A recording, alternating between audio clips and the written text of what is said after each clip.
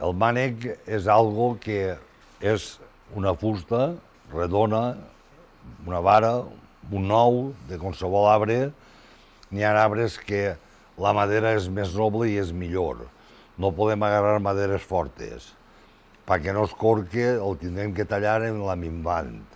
Els mànecs bons poden ser de llidoner, pot ser d'avellaner, pot ser de morera, però, per exemple, el mànec d'olivera és massa fort, és una madera massa forta, i entonces al tirar-li el colp, el rebot mos eixirà amb bombolles en la mà i no serà tan eficaç. Al final, faena la faries igual, però no en tanta comoditat.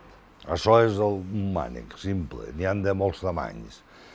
Depèn del que vulguem fer en l'eina, el tamany serà d'una manera o serà d'una altra, i depèn de l'eina que siga, perquè són moltes les eines que porten mànec. Sense mànec, les eines aquestes que tenim ara entre mans no serien útils per res. El mànec podem dir que és com que una palanca, i al mateix temps donar-li la màxima eficàcia en quant a precisió de lo que volen fer, d'on tinguem que pegar el colp, de lo que tinguem que rematar, al igual que, per exemple, el palustre o la paletina, perquè a l'estar a prop i és d'una mà, la precisió per la feina que anem a fer serà molt més eficaç.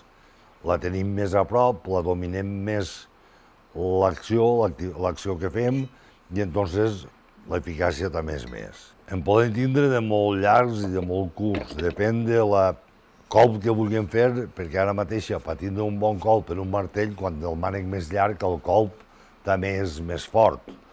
Si el que necessitem és pegar colp fort, agarrarem un mànec més llarg i també un martell més gros. Cada mànec i cada eina és per una cosa i se dona la utilitat del mànec, arreglo el que anem a fer. Això és el mànec d'un destornillador, no deixa de ser un mànec, i sense ell el destornillador no tindria força ni tindríem. Podrem dir que és com una palanca. El mànec dona força a lo que estem fent i després, al llarg o curt, segons la precisió que vulguem donar-li. Podem parlar d'això, que és un llegonet xocotet, per rascar, i quan rasquem, rascarem sense catxar-nos tant i donant-li prou força al ferrament, però tenim l'inconvenient de que si tenim que arrimar a la planta que tenim plantar, puguen ser hortalícies, tomaqueres o el que sigui, o pebreres, i volem arrimar bé a la soca, al tindre el mànec tan llarg, la precisió no és tan eficaç. Entonces el que fem és que anem a un mànec més curt, com pugui ser el d'esta aixeteta, on, si això és la planta, rascarem en màxima precisió, sense molestar-la, sense tocar-la, i fent la feina apropiada per la necessitat que estem tinguent, que és llevar-li les males brosses o donar-li terra i calçar-la, segons el que vulguem fer. Després tindrem el mànec d'un pinzell, que la seva eficàcia la veiem pronta i la notem pronta. Mullant i tal, sense mànec, això no tindria massa sentit. No tindríem l'eficàcia que necessitem. Això és una massa de picar espart. La massa de picar espart, veiem que també té un mànec. El mànec s'adapta a la mà i la massa té més colp i fa la feina més a pressa, més condidora i més ben feta. Però necessitem el mànec perquè d'ací no podem agarrar-la.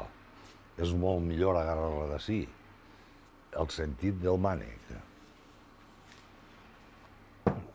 Això no el picamà.